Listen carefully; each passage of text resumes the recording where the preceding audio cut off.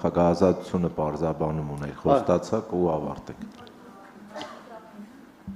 Պարոն Քոչարյան, դուք Նիկոլ Փաշինյանի շանսերը գնահատեցիք, ասացիք, որ 0-ի է ձգտում, այո, ձգտում նրա վերընտրությունը, բայց ձեր շանսերը չգնահատեցիք, ձեր շանսերը դուք ինչպես եք գնահատում մի քանի ամսից կայանալիք ընտրություններում։ Չեմ ուզում տոկոսների բանի, սենց ասեմ, բոլոր համենանդեպս սոցիոլոգիայով մի քիչ վերև ներքև, այսօր երևում են երկու միավոր, որոնք նորմալ մտնում են խորհրդարան։ Բավական, սենց ասեմ, շատ չեն զիջում ԿՊ-ին, բավական փոքր սենց մարժայով է ԿՊ-ն դեռ առաջ,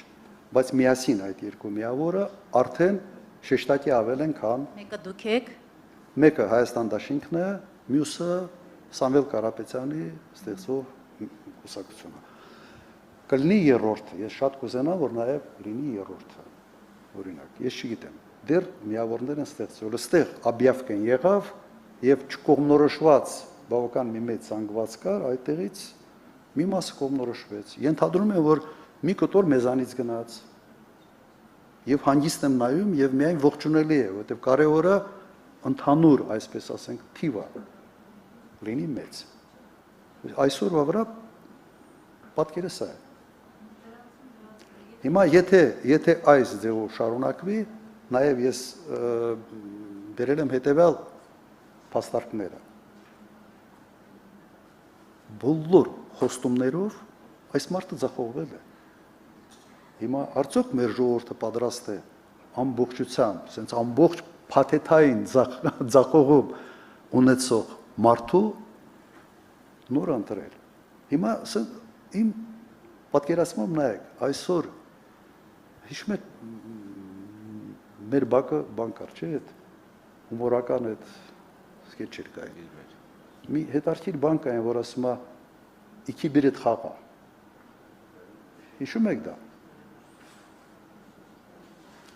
Ով չի հիշում, մի հատ նայեք։ Ալիև Փաշինյան հարաբերությունները սա է։ Երբ պետք է Ալիև ասում է իքի բերետ խաղա։ Սա էլ խաղում է։ Հիմա այդ կարգի առաջնորդին մեր ժողովուրդը պատրաստ է ձայն տալ։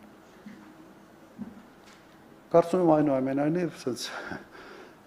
ինչ-որ բան փոխվել է նաև տրամադրությունների մեջ։ Եվ այդ տեսանկյունից ես շատ ավելի լավատես եմ հիմա։ 21 թվին այդպես չէր, այդ լավատեսությունը չկար։ 21 թվին սենց պետք է մտնեինք եւ փորձեինք, այսպես ասենք, դիրքավորվել մաքսիմալ հնարավորությունը փոխելու համար։ Հիմա վիճակը ուրիշ է։ Ավարտենք, պարոն Նախկան։ Դե անընդհատ լրացումներ